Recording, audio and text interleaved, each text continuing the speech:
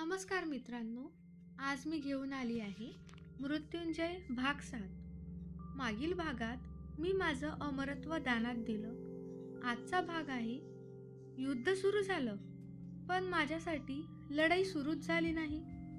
मी कर्ण आहे आणि ही कथा आहे भीष्म आणि द्रोण यांच्या सावलीत माझ्या संयमाची।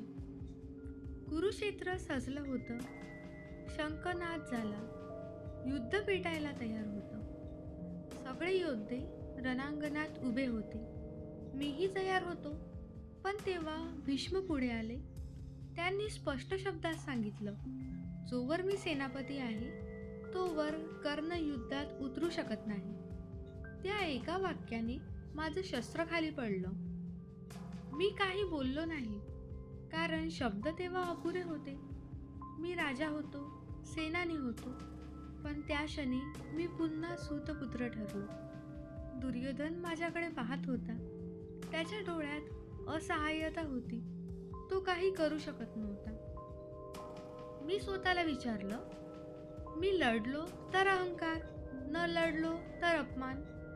मी संयम निवडला, कारण मला माहित होतं माझी वेळ येईल आणि तेव्हा मी पूर्ण ताकदीने रणांगणात उतरेन। भीष्म पडल्यानंतर द्रोण सेनापती झाले। मी आशा केली, पण पुन्हा तेच। द्रोणांचं प्रेम अर्जुनावर होतं, त्याच्यासाठी मी नेहमी दुसरा पर्याय होतो। मी युद्धात होतो, पण मनाने बाहेर।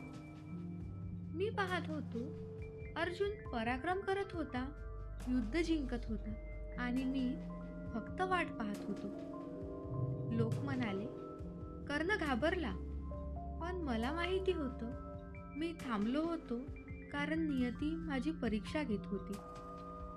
संयम हा दुर्बलांचा नाही, तो मोठ्यांचा गुण आहे। मी स्वतःला रोखत होतो, कारण माझा क्षण अजून आलेला नव्हता। आणि मग भीष्म गेले, द्रोणही गेले, आणि दुर्योधन माझ्याकडे वळला। त्याने माझ्या खांद्यावर हात ठेवला आणि म्हणाला, कर्ण, आता सेनापती तू। त्या क्षणी माझी वेळ आली होती। मग शापही माझ्या मागे उभे होते। हे ऐकूया मृत्युंजय भाग 8 मध्ये। हा भाग आवडला असेल तर लाईक करा, चॅनलला सबस्क्राईब करा आणि कमेंटमध्ये सांगा, कर्णाचा संयम कमजोरी होती की महानता।